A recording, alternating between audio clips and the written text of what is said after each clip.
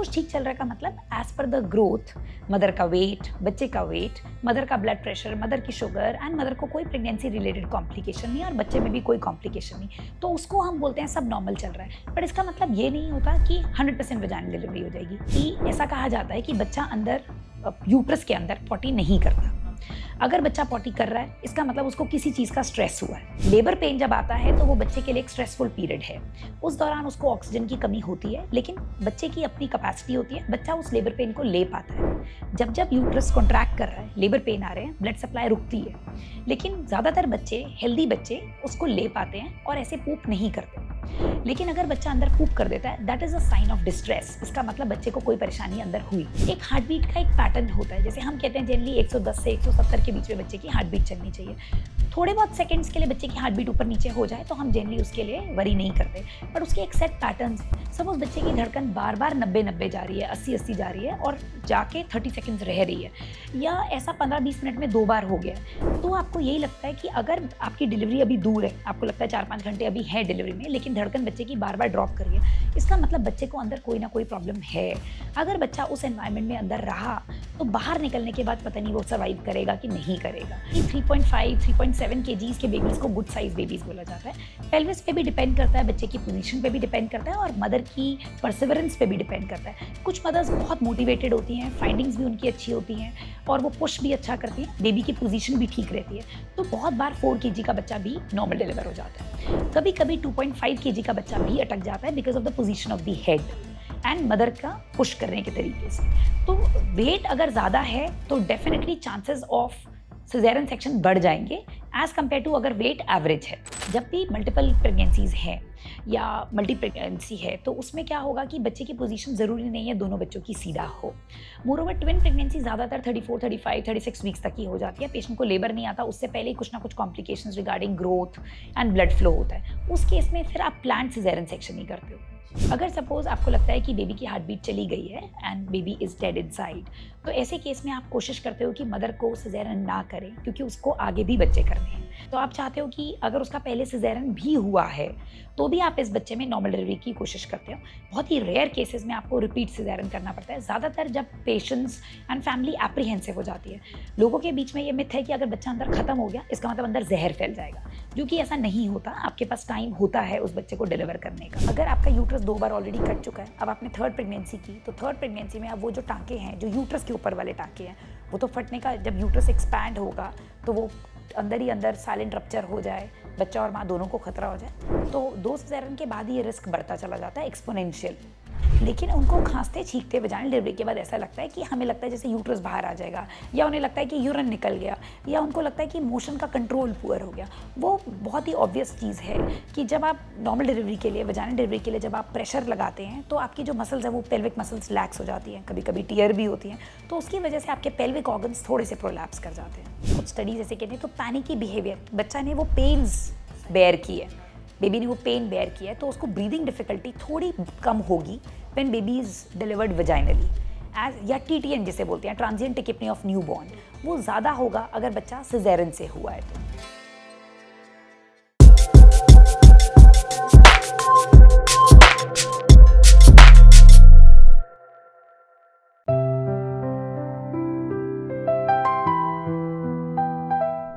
Hello hi, आप सभी का स्वागत है NBT लाइफ के स्वास्थ्य चर्चा में। मैं हूं आपके साथ मेघा। हम सभी जानते हैं कि प्रेगनेंसी के बाद एक औरत की लाइफ 360 डिग्री पूरी तरीके से चेंज हो जाती है।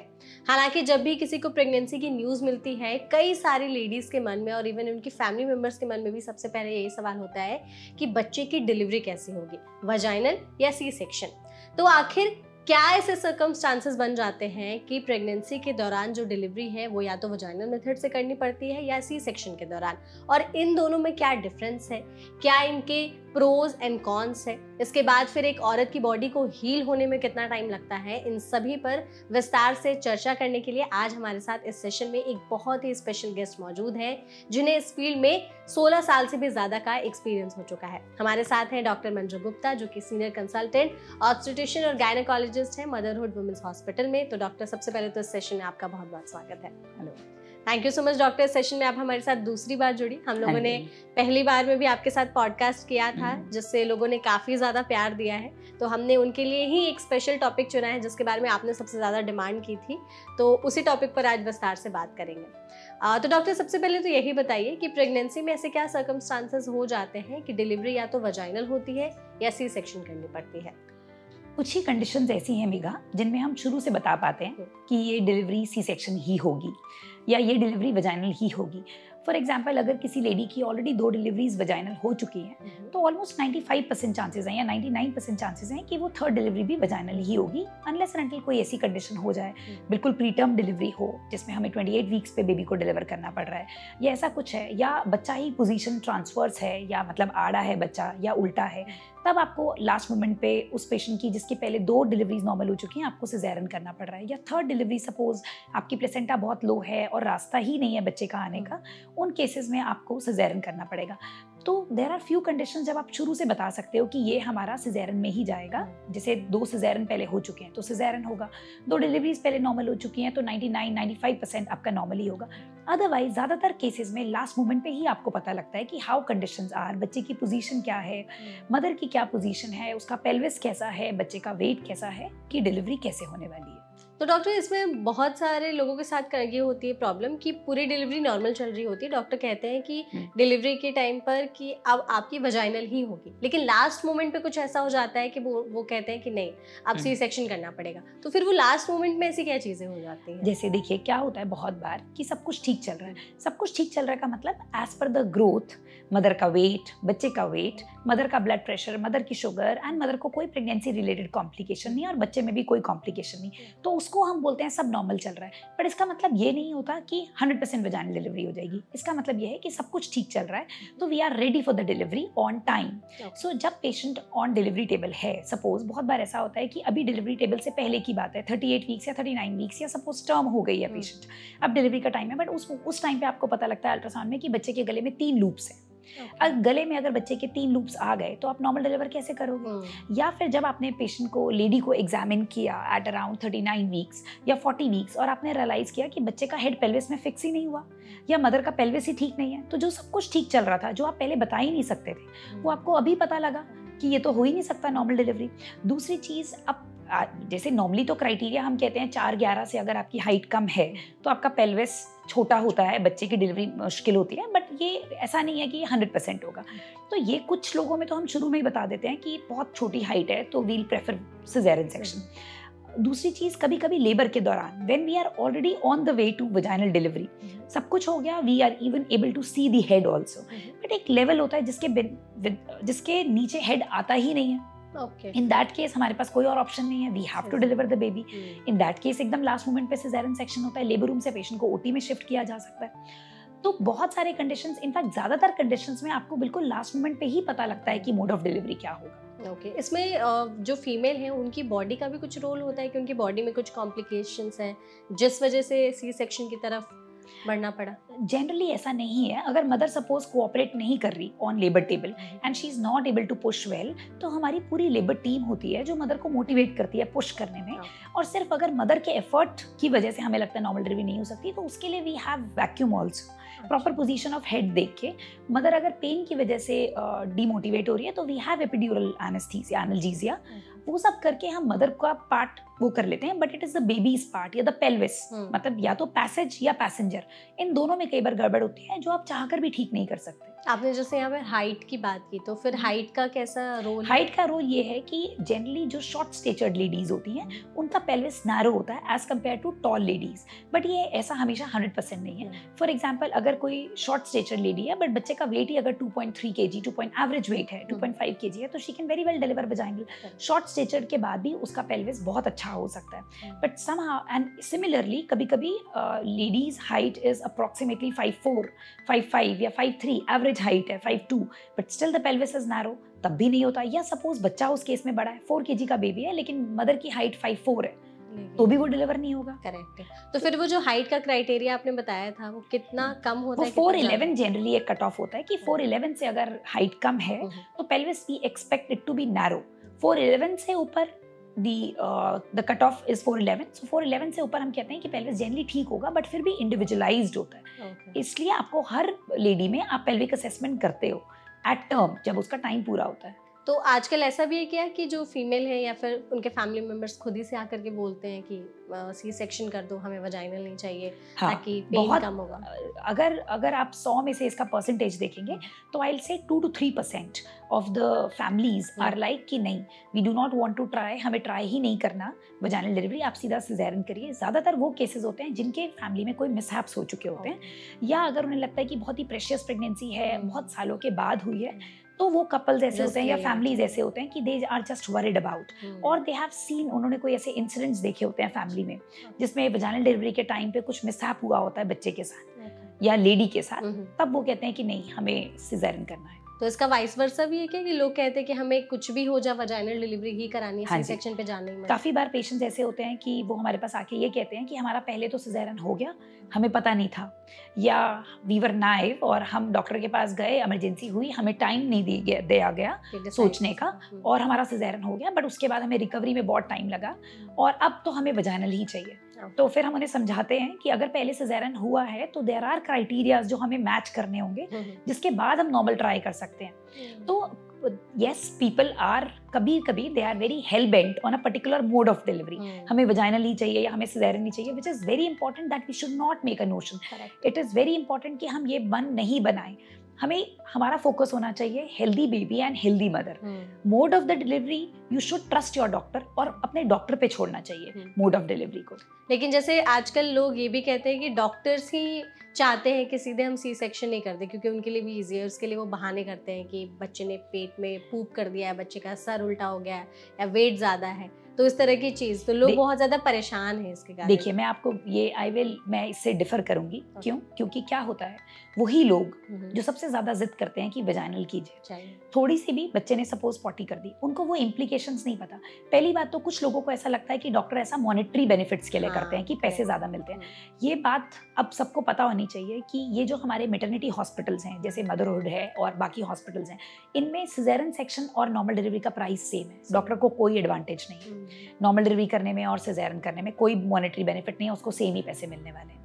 सिजेरियन में बल्कि उसको खड़े होकर पूरा सिजेरियन खुद करना है. वजाइनल डिलीवरी में सब कुछ पेशेंट को करना है, डॉक्टर को सिर्फ बेबी कैच करना है, पेशेंट को मोटिवेट करना है.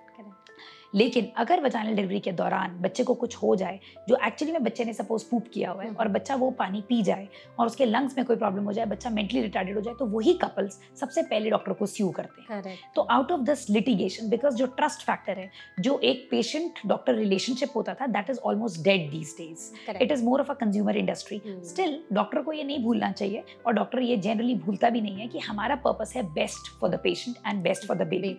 लेकिन अगर कोई कॉम्प्लिकेशन ऐसी है जिसमें हमें लगता है कि it is risky for the baby, तो ऐसा ही पेशेंट को और फैमिली को पोर्ट्रे किया जाता है कि ये रिस्क है, how much risk you want to take, according to that हम आगे चलेंगे. देयर आर फ्यू कपल्स जो ओवर द बोर्ड जाते हैं कि हम ये रिस्क लेने के लिए भी तैयार हैं, आप वजाइनल ही ट्राई कीजिए.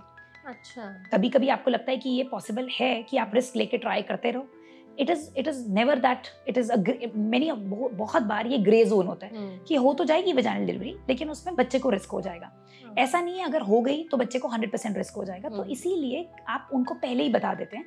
कभी कभी उनको ये डाउट होता है कि आप लास्ट मोमेंट पे क्यों बता रहे हैं, या आपने पहले क्यों नहीं बताया. सपोज जब बच्चा पैदा हुआ और पीडियाट्रिशियन ने कहा कि बच्चे ने पॉटी वाला पानी पी लिया, इसको 4 दिन नर्सरी में रखना पड़ेगा, वो 4 दिन का सपोज 10 दिन हो गया, तो सबसे पहले जो कपल होता है वो ये कहता है कि आपने पहले क्यों नहीं बताया और आप सिजेरियन कर देते. ऑलराइट, तो बताने का भी नुकसान है और नहीं बताने का भी अपना नुकसान है. तो इसीलिए हम हमेशा पेशेंट्स को कहते हैं do trust and see there is no monetary benefit. Doctor doesn't have any benefit in doing cesarean section vis-a-vis vaginal delivery. तो बच्चे के लिए जो सेफ है वो ही करना चाहिए, और मदर के लिए जो सेफ है. बिल्कुल.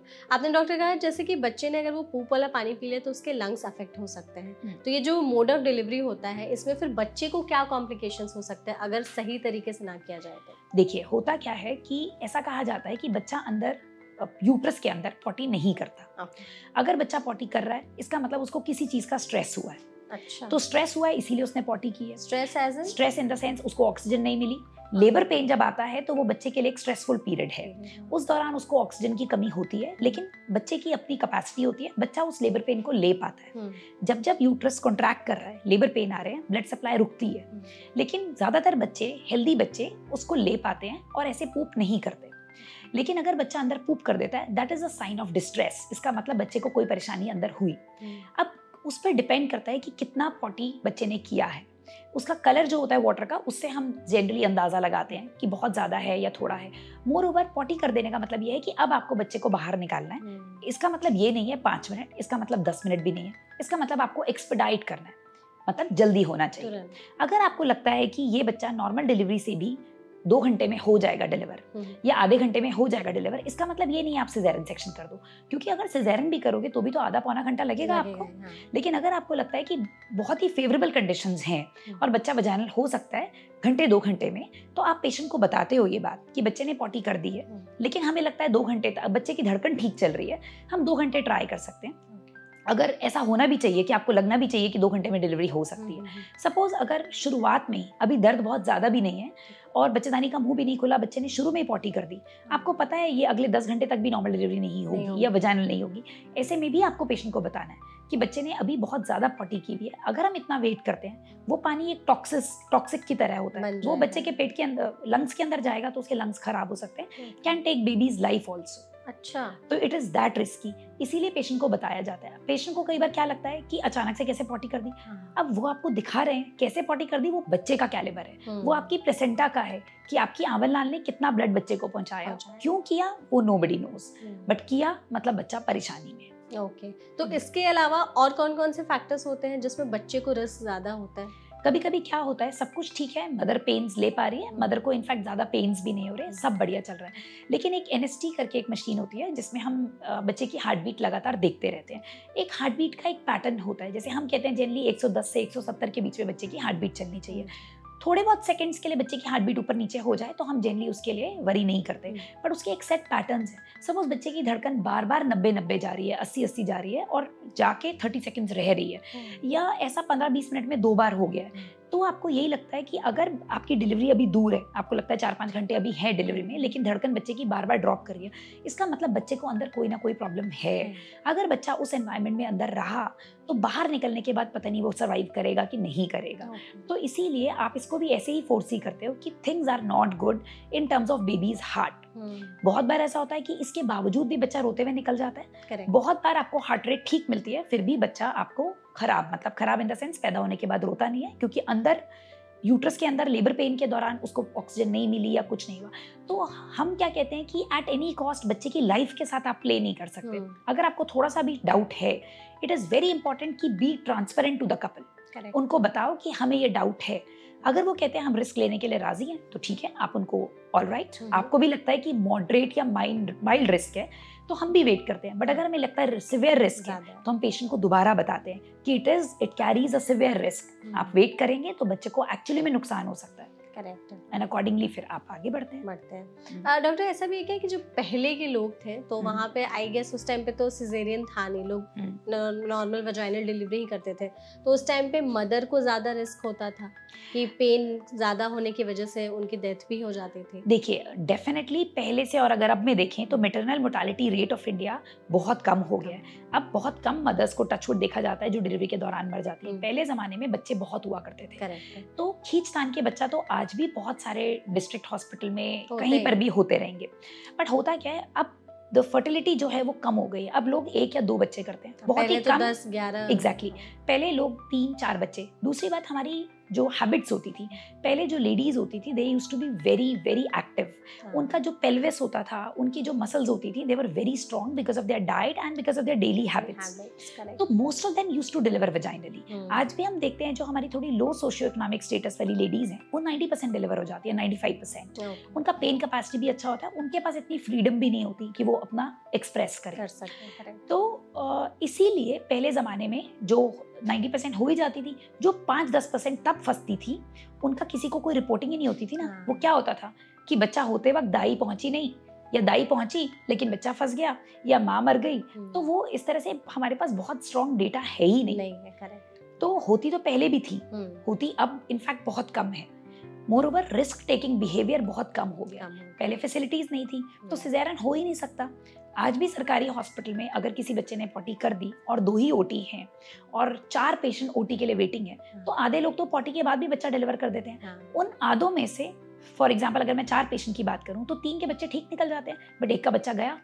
आप प्राइवेट सेटअप में या आजकल के स्टेट में एक बच्चे को भी सैक्रिफाइस नहीं कर सकते ना। बिल्कुल। अब वो एक उन चारों में से आप हो, वो नोबडी नोस। एग्जैक्टली। ये तो चीजें पहले से तो चेंज हुई है, बट वही है कि कुछ लोगों के साथ हो सकता है। एग्जैक्टली। दूसरी बात ब्लेम गेम। अब क्या होता है, जो आपने कहा कि डॉक्टर बहाना बना के, इट इज नॉट अबाउट बहाना, it is about risk taking behaviour. आजकल patients are very much well read. आपको भी लगता है कि at no cost your patient और द बेबी शुड सफर। और जब सारी चीजें क्लियर हैं, की भी देन है, जब सारी चीजें क्लियर हैं तो आपको ट्रांसपेरेंट रहना बहुत जरूरी है। भले ही जो हार्ट रेट डिप कर रही है उसके बाद भी आपका बच्चा बिल्कुल ठीक डिलीवर हो जाए, बट अगर बच्चे को कुछ हुआ तो आपके पास एविडेंस है कि हार्ट रेट तो डिप कर रही है, आपने क्यों ट्राई किया। अगर हम कह भी रहे थे आपको वजाइनल डिलीवरी के लिए, आप हमें रिस्क समझाते, तो पीपल कब बैक आउट कर जाए अपने वर्ड से, ये भी कोई भरोसा नहीं। इसीलिए आपका फर्ज है कि as a gynaecologist, as an obstetrician, आप उनको क्लियर कंडीशन बताइए, जो है जैसे वैसे। Yes, exactly. चाहे वो कुछ भी सोचे आपके बारे में। Do not be try to be a hero कि मैं वजाइनल करके ही दिखाऊंगी। अपने काम से चोरी मत कीजिए, जो ज्यादातर लोग नहीं करते। अगर पेशेंट वजाइनल डिलीवर हो सकते हैं तो वो डेफिनेटली होनी चाहिए, बट अगर थोड़ा सा भी रिस्क है तो आपको जरूर बताना है कि ये रिस्क है और इसके साथ हमें आइडियली ये करना चाहिए। आप जैसा बोलते हैं हम वैसा कर सकते हैं with this much amount of risk. पहले ही बता दो, आप क्लियर कट कर दो, क्योंकि ये तो होता है कि लोग बैक आउट कर जाते हैं कि आपने हमें पहले ऐसे नहीं बताया, वैसे नहीं बताया। इसका मतलब ये भी नहीं है कि आप ओवर स्केयर करो। फॉर एग्जाम्पल, अगर पेशेंट ऑलमोस्ट डिलीवर होने वाली है, आपको पता है उसको डिलीवर होने में 2 घंटे से ज्यादा नहीं लगेंगे, आपके एक्सपीरियंस से आपको लगता है, लेकिन उस टाइम पे आप उसका सिजेरियन करो क्योंकि आप डर रहे हो और पेशेंट भी डर रहा है, वो भी गलत है। तो विद एक्सपीरियंस आपको ये भी देखना है कि अगर आपको लगता है कि yes things are not that bad and it contains mild risk, तो आप पेशेंट को माइल्ड रिस्क ही बताओ rather than telling them moderate and severe risk। जो है जैसे clear. You may go wrong, you are not God। आप गलत हो सकते हो उस टाइम पे, लेकिन जब ज्यादातर अगर आप अपने एक्सपीरियंस से काम करते हो तो आप ज्यादातर ठीक ही होते हो। ओके। अच्छा डॉक्टर, इसमें बच्चे का वेट कितना मैटर करता है कि किस मोड की डिलीवरी होगी? देखो, अगर जनरली 3.5 3.7 kgs के बेबीज को गुड साइज बेबीज बोला जाता है। पेल्विस पे भी डिपेंड करता है, बच्चे की पोजीशन पे भी डिपेंड करता है और मदर की परसिवरेंस पे भी डिपेंड करता है। कुछ मदर्स बहुत मोटिवेटेड होती हैं, फाइंडिंग्स भी उनकी अच्छी होती हैं और वो पुश भी अच्छा करती हैं, बेबी की पोजीशन भी ठीक रहती है, तो बहुत बार 4 kg का बच्चा भी नॉर्मल डिलीवर हो जाता है। कभी कभी 2.5 kg का बच्चा भी अटक जाता है because of the position of the head and mother का पुश करने के तरीके से। तो वेट अगर ज्यादा है तो definitely chances of caesarean section बढ़ जाएंगे एज कम्पेयर टू अगर वेट एवरेज है। ओके। तो इसमें ये भी है कि मल्टीपल बच्चे होते हैं, जैसे ट्विंस हो गए या 3 या 4 बच्चे हैं, उसमें भी सी सेक्शन करने के चांसेस ज्यादा होते हैं? Yes, definitely. जब भी मल्टीपल प्रेगनेंसीज हैं या मल्टी प्रेगनेंसी है तो उसमें क्या होगा कि बच्चे की पोजीशन जरूरी नहीं है दोनों बच्चों की सीधा हो।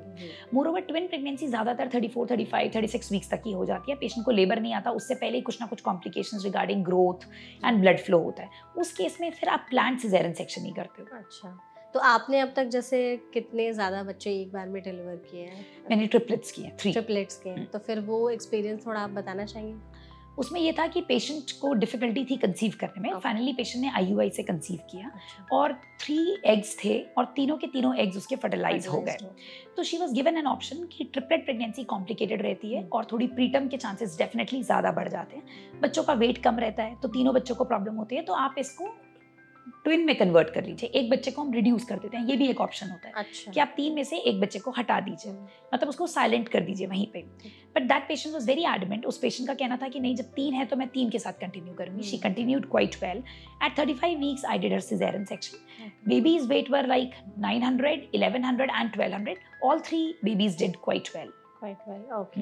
तो इसमें जैसे अगर 2 या 3 बच्चे होते हैं तो प्रीटर्म ही डिलीवरी हो जाती है, ऐसा होता है? क्योंकि आपका यूट्रस की एक कैपेसिटी है।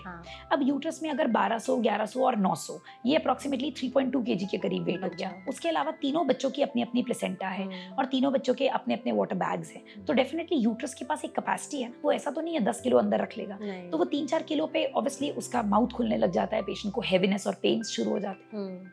तो जैसे ये प्रीटर्म डिलीवरी है तो इसमें फिर कौन सा डिलीवरी मोड चूज किया जाता है, वजाइनल ही या सी सेक्शन? अगर आपके पास पेशेंट प्री टर्म डिलीवरी में बिल्कुल लेबर में ही आ जाती है, जब आप देख रहे हो कि she gonna deliver in another half an hour, तो फिर आप उसी मोड को फॉलो करते हो, क्योंकि उसमें आप सिजेरियन सेक्शन कैसे करके निकालो। बट अगर किसी कारण से पेशेंट लेबर में नहीं है, बस बच्चे को ब्लड फ्लो नहीं मिल रहा है और आपको बेबी को टर्मिनेट मतलब प्रेगनेंसी को टर्मिनेट करना है, बेबी को आउट करना है, इन दैट केस आप सिजेरियन सेक्शन से करते हो, बिकॉज वो बेबी आपका लेबर पेन नहीं सहन कर पाएगा। अच्छा, तो कई बार जैसे बच्चों के साथ कुछ मिसहैप हो जाता है, तो फिर ऐसे कॉम्प्लिकेशंस में सिजेरियन करके ही बच्चे को निकाला जाता है? नहीं, अगर सपोज आपको लगता है कि बेबी की हार्ट बीट चली गई है and baby is dead inside, तो ऐसे केस में आप कोशिश करते हो कि मदर को सिजेरियन ना करें, क्योंकि उसको आगे भी बच्चे करने हैं और मदर को कोई फ्रूट नहीं मिलने वाला। तो अननेसेसरी आप मदर को एक मॉर्बिडिटी नहीं ऐड करना चाहते सिजेरियन देके, तो आप चाहते हो कि अगर उसका पहले सिजेरियन भी हुआ है तो भी आप इस बच्चे में नॉर्मल डिलीवरी की कोशिश करते हो। बहुत ही रेयर केसेस में आपको रिपीट सिजेरियन करना पड़ता है, ज्यादातर जब पेशेंट्स एंड फैमिली एप्रीहेंसिव हो जाती है। लोगों के बीच में ये मिथ है कि अगर बच्चा अंदर खत्म हो गया इसका मतलब अंदर जहर फैल जाएगा, जो कि ऐसा नहीं होता। आपके पास टाइम होता है उस बच्चे को डिलीवर करने का। कितना टाइम होता है? टाइम हम एक कोएगुलेशन एक होता है कि आपकी ब्लड कोएगुलेशन कैपेसिटी डिरेंज हो जाती है जब बच्चा अंदर खत्म हो जाता है, बट ऐसा नहीं है आपके पास 48-72 आवर्स है। बहुत बार जब हम सफदरजंग में या गवर्नमेंट हॉस्पिटल में अगर आप देखेंगे तो बहुत लंबा लंबा टाइम भी हम वेट करते हैं, जब तक पेशेंट के वाइटल स्टेबल रहते हैं। हमें लगता है कि पेशेंट को कोई कोएगुलेशन डिसफंक्शन नहीं हो रहा, उसको ब्लीडिंग प्रॉब्लम्स नहीं हो रही, तब तक आप आसानी से वेट कर सकते हैं। डॉक्टर ये भी बताइए कि अगर जैसे किसी की पहली नॉर्मल डिलीवरी हुई है एंड बाद में उनको सिजेरियन करना पड़ा, तो तीसरा बच्चा अगर वो कर रहे हैं तो सिजेरियन ही होगा या फिर नॉर्मल होगा? अगर एक पेशेंट की एक बार वजाइनल डिलीवरी हो चुकी है तो उसके बाद उसका सिजेरियन अगर एक ही हुआ है तो उसके चांसेस थर्ड टाइम में वजाइनल डिलीवरी के काफ़ी हाई रहते हैं।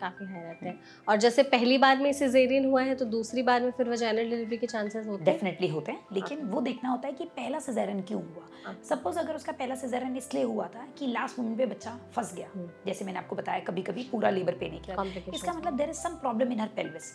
ऐसी चीजें दोबारा हो उसके चांसेस बहुत ज्यादा है। तो ऐसे में हम हमेशा पेशेंट को बता के ट्रायल देते हैं, क्योंकि पहली बार भी आप लास्ट मोमेंट पे आपका डिसाइड हुआ कि आपका सिजेरियन होना है। If you are ready to go through that process again, then only try for vaginal delivery. Otherwise, अगर पहले आपका सेकंड स्टेज सिजेरियन हुआ है तो मतलब सेकंड टाइम भी आप प्रेफरेबली सिजेरियन ही ऑप्ट करें। तो जैसे अगर पहली बार सिजेरियन हुआ है दूसरी बार में भी कर रहे हैं तो स्टिचेस वही वाले खोल के करते हैं या फिर नए स्टिचेस? जो स्किन के स्टिचेस होते हैं वो हम देख लेते हैं। कभी कभी कई लोगों की स्किन बहुत अच्छी होती है तो आपको स्टिच पता ही नहीं लगता कहाँ लगा है, तो आप कहीं पर भी उसको कर सकते हो अपने पोजीशन के हिसाब से। बट अगर आपका पहले वाला स्कार बहुत ज़्यादा वियर्ड है और डर्टी दिखता है आपको, तो आप कोशिश करते हो कि उसको निकाल दो और एक फ्रेश स्कार क्रिएट करो जो कि थोड़ा बेटर, कॉस्मेटिकली बेटर दिखे। ओके तो जैसे आपने कहा स्कार वाला जो प्रॉब्लम है, तो सिजेरियन में या फिर वजाइनल में दोनों में स्कार्स आ जाते हैं या? देखिए, जब आप सिजेरियन कर रहे हैं तो पेट पे आपका जैसे बिकनी लाइन पे है वहाँ पे आपका एक कट है। जब वजाइनल डिलीवरी है तो पेरिनियम में एक कट है। जो पेरिनियम वाला कट है वो थोड़ा बेटर हील करता है, वो मेकआउट करना वो भी आप मेकआउट कर सकते हैं। लेकिन सेकेंड डिलीवरी में वो कट जनरली कम ही ज़रूरत होती है, क्योंकि वजाइना इतना प्लायबल होता है या इतना लैक्स होता है कि सेकेंड डिलीवरी में आपको बहुत ही छोटा वो कट करना होता है। सिजेरियन सेक्शन में तो डेफिनेटली आपको उतना ही कट करना है, पेट पे ही करना है। तो सिजेरियन सेक्शन की कट की बेसिकली मैं बात कर रही हूँ कि अगर वो आपको दिखने में आपको लगता है कि वो डर्टी है, उसको रिमूव करना बेटर है, तो फिर आप उसी से जाते हैं। पहला वाला कट अगर विजिबल ही नहीं है तो आप अपने हिसाब से, अपने कंफर्ट के हिसाब से कट करते हैं।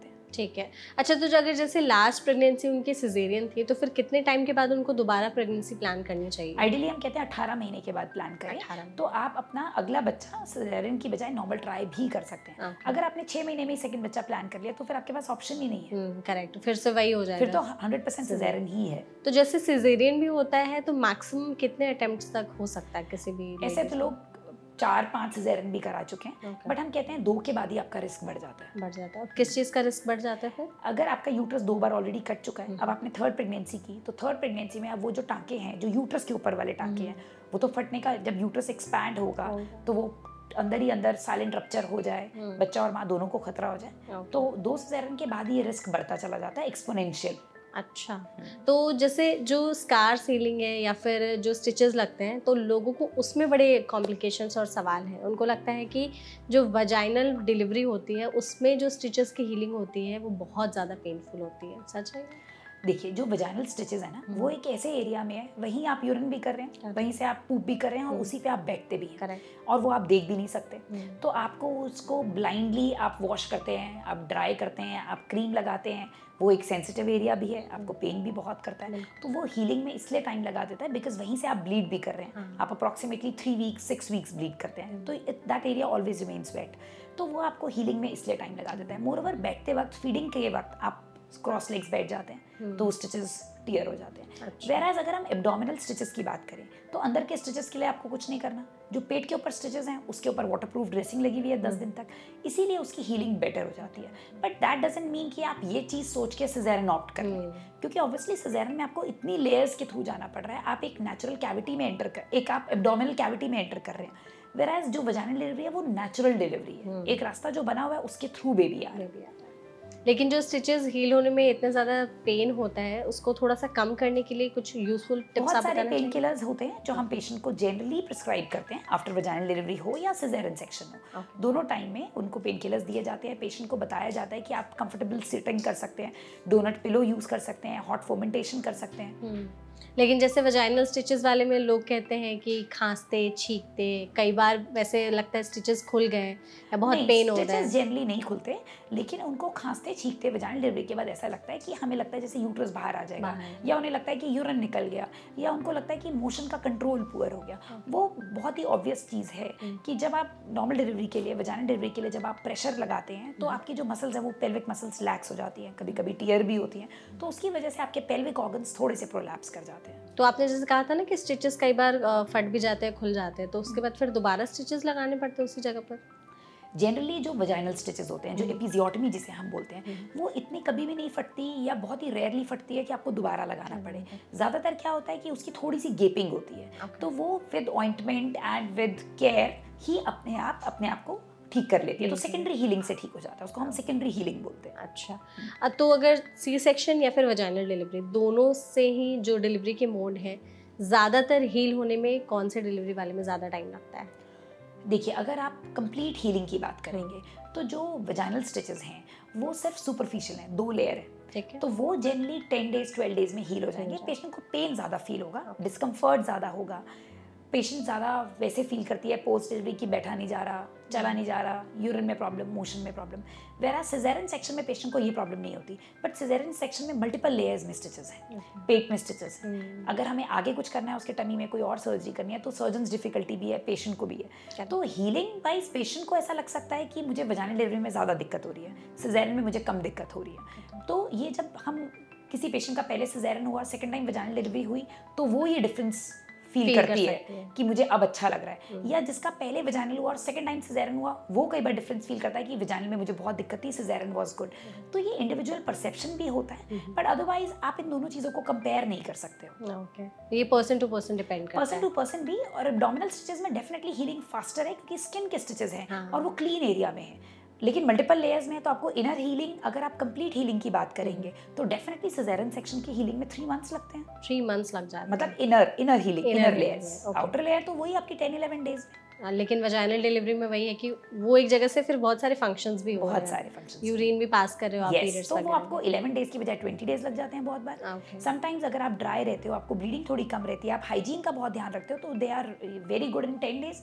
पेन की मैं बात नहीं कर रही हूँ, पेन तो आपको काफ़ी दिन तक रह सकता है, बट हीलिंग आपको 10-12 दिन में हो जाएगी। ठीक है, तो पेन को कम करने के लिए कुछ है? मेडिसिन है, हॉट फोमेंटेशन है, हीटिंग पैड है, उसका यूज़ कर सकते हैं। तो डॉक्टर जैसे सी सेक्शन हो गया या फिर वजाइनल डिलीवरी हो गई, इन दोनों के बाद किस में ज़्यादा चांसेस होते हैं कि किसी भी फीमेल को पोस्टपार्टम डिप्रेशन वाले फेज से गुजरना होता है?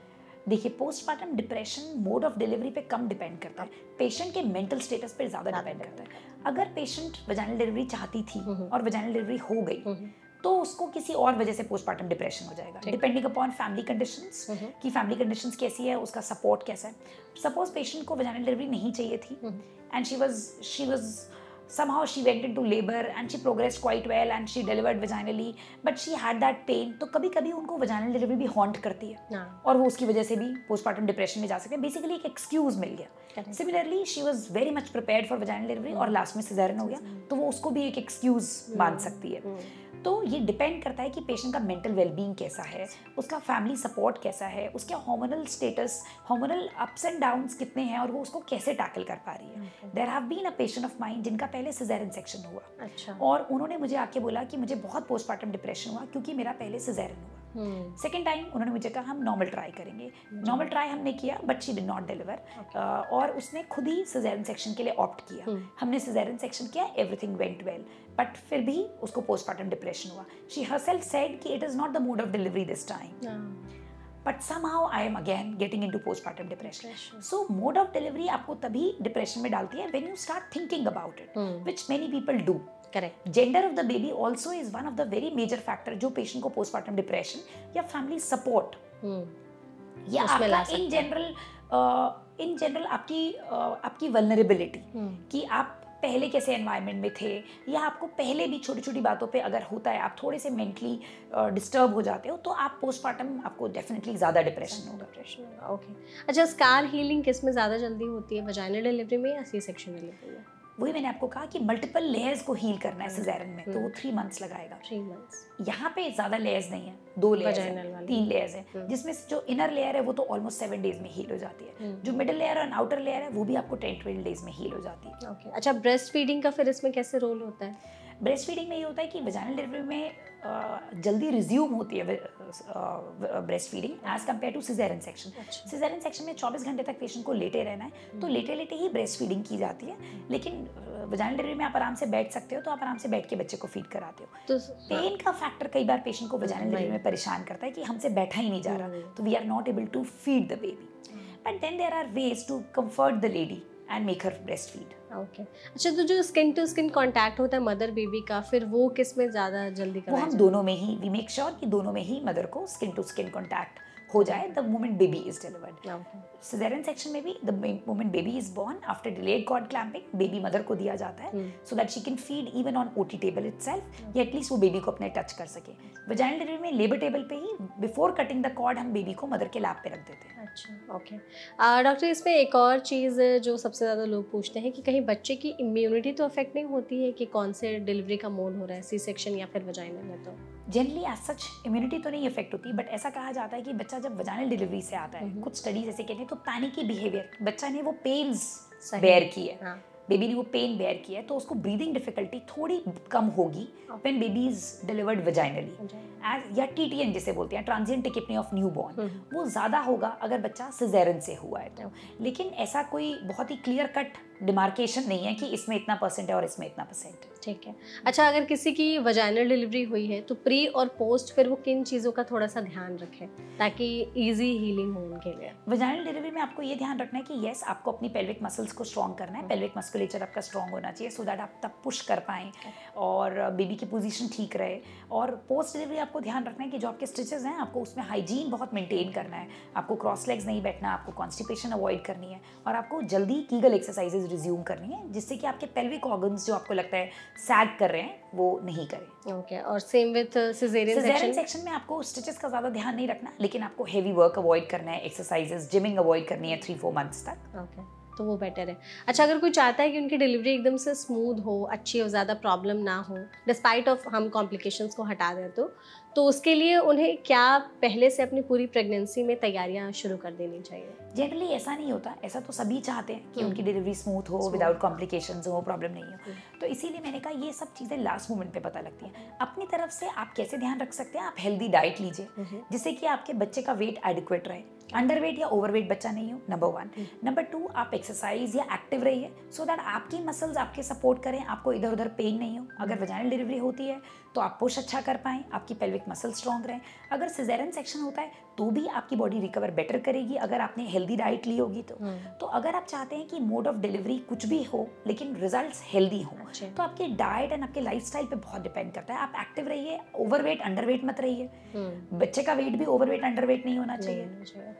और कुछ एक्सरसाइजेस जो आप बताना चाहेंगे? ताकि एक्सरसाइजेस हम ये कहते हैं कि walking is the best exercise जिसमें मदर अपने आप को और बच्चे को कभी हार्म नहीं करती।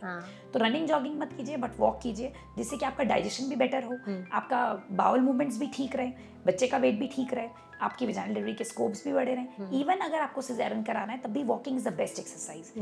लास्ट मोमेंट पे हम कहते हैं पेल्विक एक्सरसाइजेज होती हैं, पेल्विक मसल एक्सरसाइजेज, जैसे बटरफ्लाइज हैं, बॉलिंग है, वो आपके पेल्विक मसल्स को रिलैक्स करती हैं। स्क्वाट्स हैं, वो आप करिए जिससे कि आपका पेल्विस स्ट्रॉन्ग हो और आपको अगर वेजाइनल डिलीवरी के लिए जाना है तो उसमें आपको हेल्प मिले। ओके अच्छा, जो लेडीज़ खुद से दिमाग में लेके पहले से आती है, जैसे आपने कहा कि कुछ पेशेंट्स आते भी हैं कि हमें वेजाइनल ही कराना है या हमें सी सेक्शन ही कराना है, आप उनके साथ फिर कैसे डील करते हो?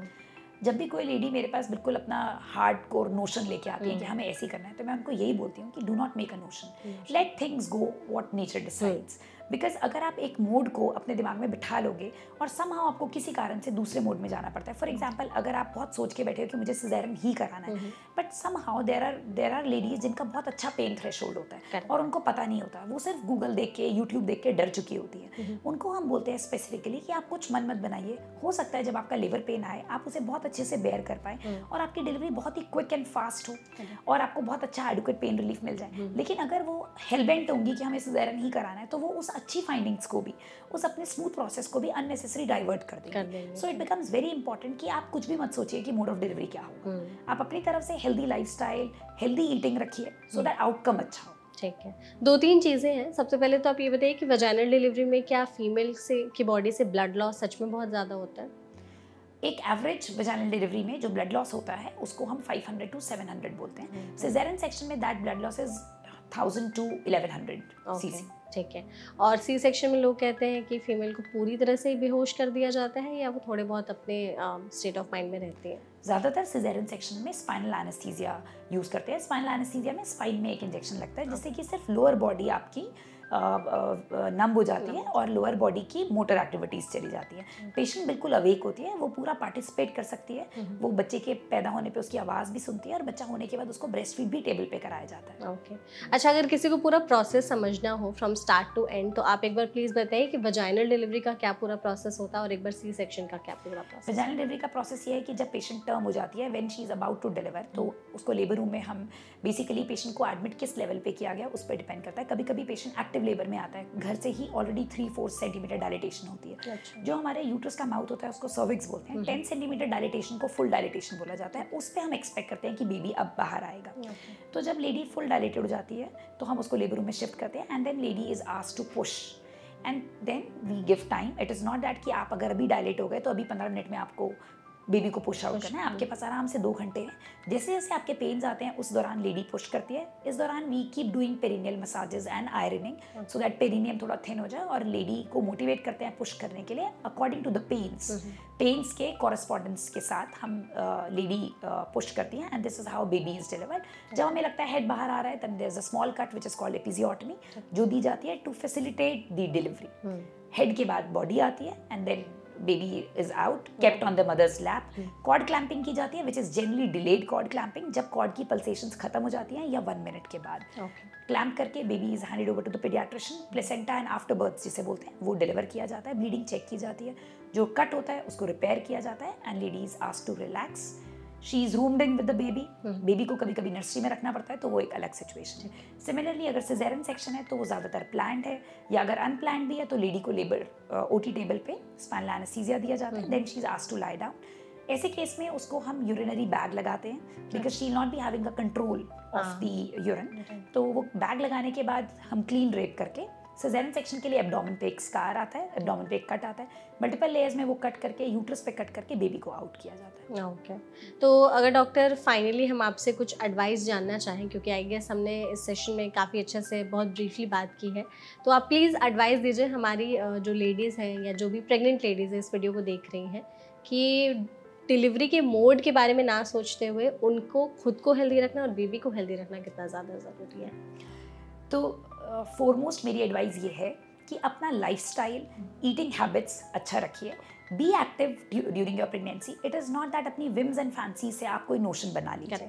ये बहुत इंपॉर्टेंट है, बहुत इंपॉर्टेंट है। Trust your doctor and do not read much on Google, do not listen to your friends. बहुत बार वो आपको डीमोटिवेट कर देते हैं, बहुत बार वो आपको ऐसी चीज़ें बताती हैं जो एक्चुअली में दैट इज़ जस्ट 1% या जो सिर्फ आपकी फ्रेंड के साथ हुआ, दैट डजंट मीन कि वो आपके साथ भी होगा। और वो इतने सारे परसेंटेज में वो सिर्फ आपकी एक आपको उसने बताया। बेटर है be transparent with your doctor. अगर आप अपना हेल्दी लाइफ लाइफस्टाइल फॉलो करते हैं, हेल्दी ईटिंग हैबिट्स रखते हैं, तो जनरली आउटकम हमेशा अच्छा ही होगा। बहुत ही रेयर केसेस में तो कुछ भी हो सकता है, दैट नोबडी कैन से। तो इसीलिए इंपॉर्टेंट है कि प्रेगनेंसी के दौरान हेल्दी खाएं, हेल्दी सोचें, हेल्दी एक्टिविटीज़ करते रहें, अपना काम करें, और कैसे फोकस करना है कि आउटकम अच्छा हो उस पर फोकस करें, rather than reading wrong articles and making a mind कि मुझे वजाइनल ही करना है या मुझे सिजेरियन ही करना है, वो गलत है। Let things come as the pregnancy progresses. Be active throughout your pregnancy, that is very important, so that आपको डायबिटीज़ नहीं हो, सो दैट आपको ब्लड प्रेशर नहीं हो, सो दैट आपका बेबी का वेट ठीक रहे। सारी चीज़ें ठीक रहती हैं तो चांसेस हैं कि आपका आउटकम भी अच्छा होगा। इसका मतलब ये बिल्कुल मत निकालिए कि अगर आपकी प्रेगनेंसी बिल्कुल हेल्दी है, सब कुछ नॉर्मल है, तो आउटकम वजाइनल डिलीवरी है। वजाइनल डिलीवरी का मतलब ये नहीं होता, हेल्दी प्रेगनेंसी का मतलब ये नहीं होता वजाइनल डिलीवरी। हेल्दी प्रेगनेंसी का मतलब healthy baby and healthy mother. ये मत सोचिए कि मैंने इतनी मेहनत की तो मेरी 100% वजाइनल डिलीवरी होनी चाहिए। वो अगर आपके लिए ठीक नहीं है या कंडीशंस फेवरेबल नहीं है तो वो आपके लिए ठीक है ही नहीं। Correct. तो आपको ये सोचना चाहिए मुझे हेल्दी बेबी और हेल्दी मदर के लिए, अपनी हेल्थ के लिए इसी पे फोकस करना है कि मेरी फाइनली क्या मेरे बच्चे की ग्रोथ चल रही है, मैं क्या ऐसा डाइट में लूँ, मैं क्या एक्टिविटीज़ करूँ कि मैं उस लेवल तक पहुँच जाऊँ। बिल्कुल। अच्छा, आपने जैसे यहाँ पर कहा कि प्रेगनेंसी में अगर डायबिटीज़ हो गया या ब्लड प्रेशर हो गया तो वो भी कॉम्प्लिकेशंस पैदा कर सकता है, तो इसकी वजह से भी मोड ऑफ डिलीवरी अफेक्ट होती है? Yes, definitely. बहुत बार अगर मदर को डायबिटीज़ हो गया तो बच्चा ओवरवेट हो सकता है। मोर ओवर मदर को इंसुलिन शुरू करना पड़ सकता है। जब मदर इंसुलिन पे आ जाती है तो हमें 37 वीक्स 38 वीक्स के बीच में डिलीवरी करनी ही करनी है। ज़रूरी नहीं है 37-38 में मदर को लेबर पेन आए तो आपको इंड्यूस करना होगा तो सिजेरियन भी हो सकता है, नॉर्मल भी हो सकता है। आप नेचुरल से तो हिल गए हैं। दूसरी चीज़, बच्चे की लाइफ को रिस्क होता है जब भी मदर को डायबिटीज़ हो जाता है।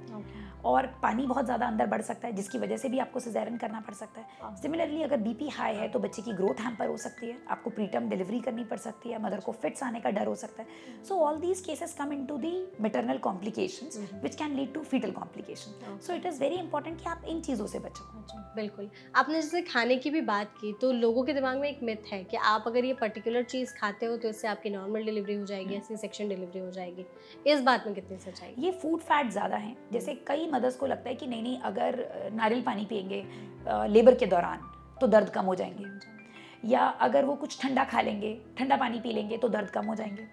और सिमिलरली उनको लगता है कि अगर हम घी खा लेंगे तो हमारी वजाइनल डिलीवरी हो जाएगी। तो ये सारे फूड फैट्स हैं, ये अननेसेसरी मदर को एक प्रेशर में डाल देते हैं and they are of no use. False hopes देते हैं। एग्जैक्टली। तो खाने से रिलेटेड ऐसा कुछ नहीं होता कि आपके इस मोड से नॉर्मल डिलीवरी होगी और इससे सिजेरियन होगी। क्योंकि सोशल मीडिया पे बहुत सारे वीडियोस है कि घी खाओगे तो नॉर्मल डिलीवरी के चांसेस ज़्यादा हो जाएंगे। There are few food items, for example one is dates, which I have learned through my experience that yes, dates थोड़ी हमारी सर्वाइकल राइपनिंग में हेल्प करता है।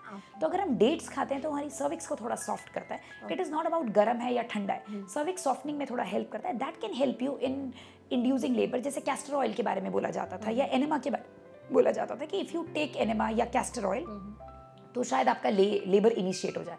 But over the years it has been seen that even that doesn't help. आप castor oil पी लें या आप एनेमा ले लें, उससे आपका कोई लेबर पेन स्टार्ट नहीं होगा। In fact you can land up in loose motions and abdominal pain, जिससे पैनिक करके आप अननेसेसरी एक अलग मोड ऑफ डिलीवरी में चले जाते हैं। तो खाने में आपने कहा जैसे खजूर कैन हेल्प थोड़ा बहुत, उसके अलावा कुछ और ऐसे हैं फूड आइटम? और ऐसा कुछ नहीं, खजूर ही। ओके, तो thank you so much doctor, इस सेशन में आप हमारे साथ जुड़ी और आपने इस टॉपिक पर इतने अच्छे से सभी चीज़ों के बारे में बात की। I hope you enjoyed the session. Yeah definitely, thank you so much and thank you so much audience, आपने इस वीडियो को देखा। अगर आपको ये वीडियो अच्छी लगी हो तो इसे शेयर ज़रूर करिएगा, हमारे चैनल को सब्सक्राइब करना मत भूलिएगा। इसके अलावा भी अगर आपके मन में कोई सवाल रह गए हो तो आप कमेंट सेक्शन में उसके ज़रिए हमसे पूछ सकते हैं, हम ट्राई करेंगे उन सभी सवालों के जवाब देने का। ऐसे और भी हेल्थ टॉपिक्स के लिए हमारे चैनल एनबीटी लाइफ को फॉलो करना बिल्कुल भी मत भूलिए। Thank you so much.